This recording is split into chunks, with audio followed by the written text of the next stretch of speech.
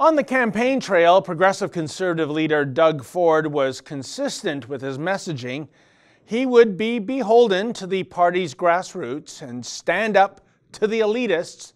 So why is it that with every passing day, Doug Ford is looking more and more like the second coming of the backstabber that was Patrick Brown?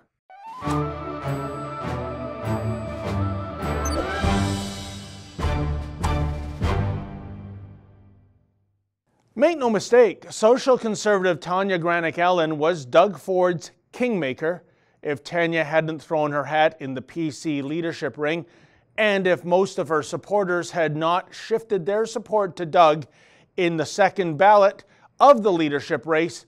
Well, it is Christine Elliott who is the leader of this PC party today.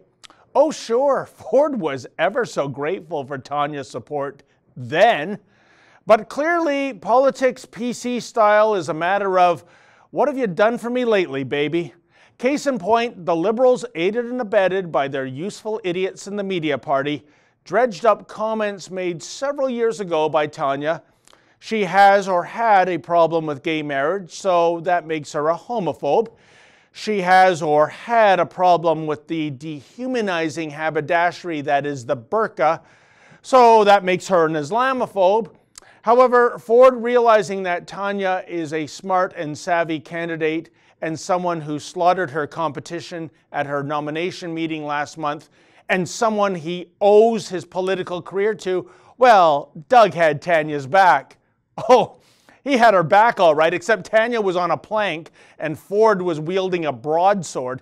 And just like that, Ford's kingmaker was deemed to be damaged goods, and presto, she's now yesterday's news. You know, it all reminds me of the brilliant interrogation scene in the 2008 film The Dark Knight, in which the Joker tells Batman that the Caped Crusader himself will only be tolerated by the Gotham elites as long as he serves a purpose. But once Batman outlives his usefulness, well, let's hear it from the late, great Heath Ledger himself. Don't talk like one of them. You're not. Even if you'd like to be. To them, you're just a freak. Like me. They need you right now. But when they don't, they'll cast you out. Like a leper. You see, their morals, their code, it's a bad joke. Dropped at the first sign of trouble. They're only as good as the world allows them to be. I'll show you. When the chips are down, these civilized people, they'll eat each other. And so it is that Tanya Granic-Ellen has been sacrificed upon the altar of political correctness. But if we're now in some perverse game of dredging up comments made from many moons ago that no longer passes the PC sniff test, who else is about to walk that progressive plank? Well, as I predicted on the very day he was appointed, the next candidate to be ejected may very well be ex-Rebel Media contributor Andrew Lawton. The sharks are already circling Andrew, and they smell blood. Lawton has been labeled everything from a homophobe to a misogynist for comments he made years ago as a radio host.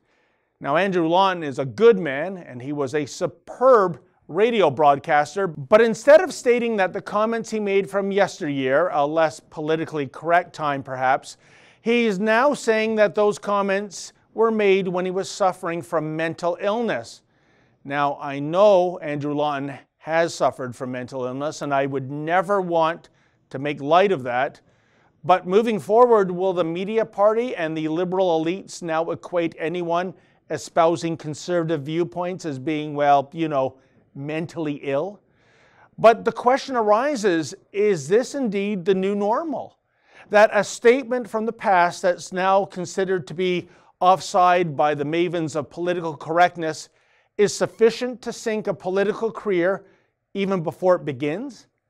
Another thing about the grotesque pile-on Tanya Granic-Ellen endured was how Doug Ford, who has often expressed outright disdain for the media party and their vindictive methods, now seems to be all about appeasing them. So when the Toronto Star and the Globe and Mail and the CBC scream homophobia and Islamophobia and other assorted flavor of the month phobias, once upon a time Doug would have fired back with both guns blazing. Now he waves the white flag of surrender. Doug, have you already forgotten what the media party did to your brother?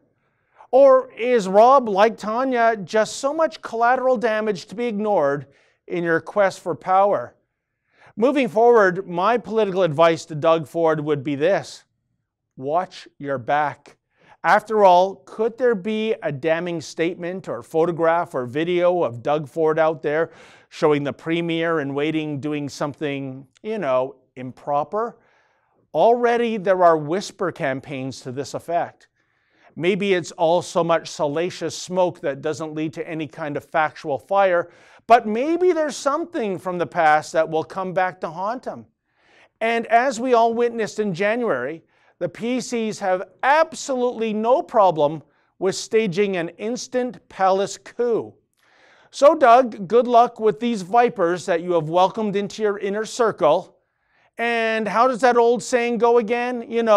Live by the sword? For the Rebel.media, I'm David the Menzoid Menzies. Hey folks, I hope to personally see you on Saturday, June the 2nd for our second annual Rebel Live event. Rebels galore, from the big boss man himself, Ezra Levant, to Sheila Gunn Reid and John Cardillo, and lots of other fascinating and interesting speakers. Go to therebellive.com and get your tickets today.